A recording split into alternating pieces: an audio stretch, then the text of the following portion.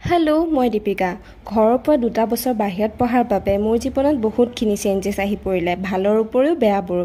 Weather আৰু পানী সলনি হোৱাৰ বাবে মোৰ স্কিন, চুলি আৰু ৱেটত বহুত পৰিৱৰ্তন আহিবলৈ ল'লে। পিম্পল, হেয়াৰ ফলৰ লগতে ৱেট গেইন হ'ল।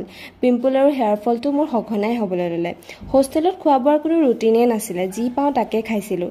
হেল্ডিতকৈ আনহেল্ডি বস্তুৰ পৰিমাণ বাঢ়ি গ'ল। বাহিৰত ওলাই গৈ যে কি খাইছিলোঁ নহয় ক'বই নালাগে। ঘৰত গৈ ডায়েট মেইনটেইন কৰিম ভাবি 2টা বছৰ তেনেকৈ পাৰ হ'ল। বাৰু যি কি নহওক, এতিয়া যিহেতু ঘৰলৈ আহিলোঁ, ভাবিছোঁ যে মই এটা হেল্ডি লাইফষ্টাইল আকৌ ফ'ল' কৰিম। গতিকে অহাকালিৰ পৰা 60 days self improvement mini blog চাবলৈ নাপাহৰিব। মোৰ লগতে মই আপোনালোকক মোৰ জাৰ্নিটো দেখুৱাম। ইয়াতে মই কিছুমান হেল্ডি ৰুটিন ফ'ল' কৰাৰ লগতে কিছুমান মোৰ নিজৰ বেড হেবিটছবোৰ আঁতৰাবলৈ ট্ৰাই কৰিম। কিবা এটা কৰাৰ আগত প্লেনিংটো কৰিব লাগিবই, সেয়েহে প্ৰথমে মই এখন তালিকা বনাই লৈছোঁ, য'ত মই কিছুমান হেল্ডি ৰুটিন ফ'ল' কৰিম বুলি ভাবিছোঁ আৰু কিছুমান মোৰ বেড হেবিটছ লিখি লৈছোঁ, যোনসমূহ মই ৰিমুভ কৰিবলৈ ট্ৰাই কৰিম।